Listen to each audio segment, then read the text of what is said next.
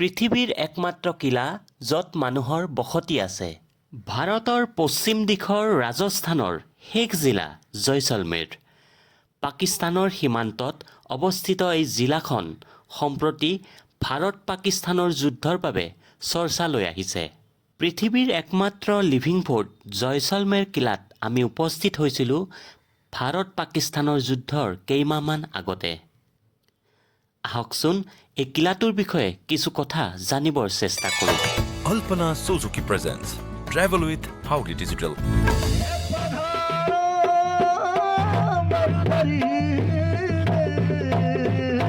1156 খ্ৰীষ্টাব্দত ৰাজস্থানৰ মহাৰাৱল জয়ছল ৰজাই এই কিলাটো নিৰ্মাণ কৰাইছিল। আৰু জয়ছল ৰজা আৰু মেৰু পৰ্বতত অৱস্থিত হোৱা বাবে এই কিলাটোক জয়ছলমেৰ কিলা বুলি জনা যায়। আৰু এই কিলাটোক সোণাৰ কিলা বা গোল্ডেন ফৰ্ট বুলি কোৱা হয়। আৰু এই কিলাটোৰ বাহিৰৰ বেৰবোৰ শিলেৰে ইণ্টাৰলক পদ্ধতিৰে বনোৱা। ইয়াত কোনো চিমেণ্ট আদিৰ ব্যৱহাৰ কৰা হোৱা নাই। এই কিলাটোৰ ভিতৰলৈ অহা যোৱা কৰাৰ পথ এটাই।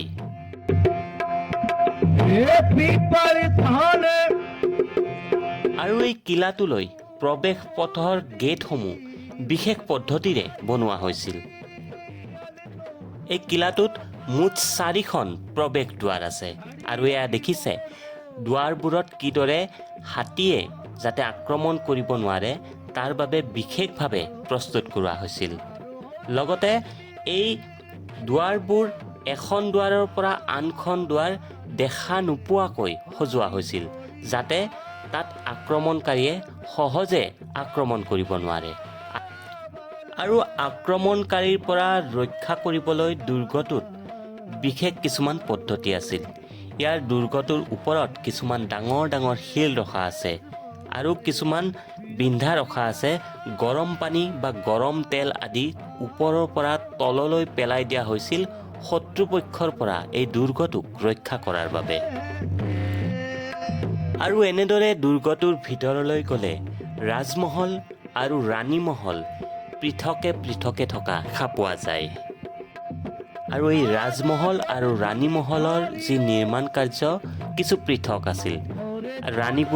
ৰাণীমহলত বিশেষভাৱে কিছুমান খিৰিকী ৰখা হৈছিল আৰু এনেকুৱাকৈ বনোৱা হৈছিল যাতে ৰাণীসকলক বাহিৰৰ পৰা দেখা নাযায়। জয়ছলমেৰ কিলাত বিভিন্ন সময়ত বিভিন্ন আক্ৰমণৰ বলি হৈ আহিছে। আলাউদ্দিন খিলজী, মহম্মদ বিন তুগলক আৰু আমিৰ আলী পাঠান আদিৰ দৰে আক্ৰান্তাই 3বাৰ আক্ৰমণ কৰিছিল বুলি জনা যায়।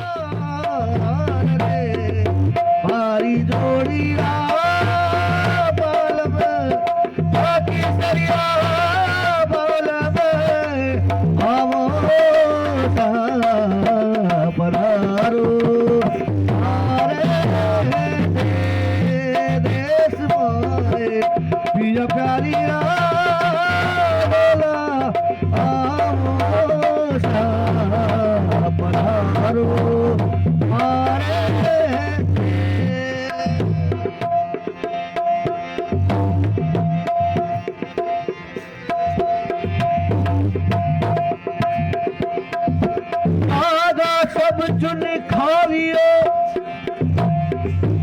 और